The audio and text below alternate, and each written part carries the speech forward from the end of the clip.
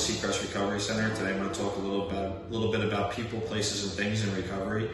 When I was coming out to Florida to get sober about 7.5 years ago, I had no idea really what I was getting myself into. I didn't know much about treatment. I didn't know much about AA or anything like that.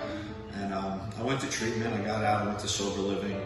You know, I had no idea what I was really doing. Long story short, I didn't stay sober. I decided to go drink and use drugs and end up in a vicious, back and forth cycle for a little while there.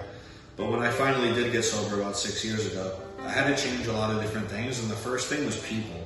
I had to really take a look at who I was hanging out with, who I was surrounding myself with, who I was asking for advice, who I was just talking to in general.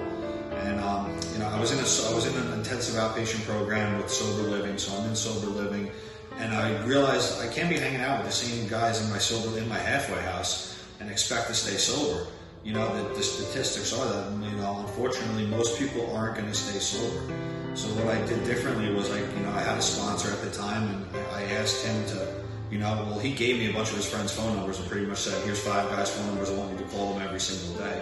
And that's what I did. It was a little uncomfortable and weird at first, but, I picked up the phone and I called them, and to this day, most of those guys are still friends of mine. I can call them pretty much any time of the day or night, and they're going to answer the phone. And for me, it was really about changing the people that I surrounded myself with.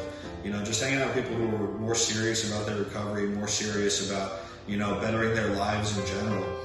And then, places and things. Just overall changing everything. It wasn't just like, put down the drink and the drug and everything's better. I had to change a lot of different things. And once I started to just stop resisting so much and stop thinking that Charlie knows everything, is when and take suggestions and be open-minded and be willing to change and be willing to do different things that I didn't want to at first.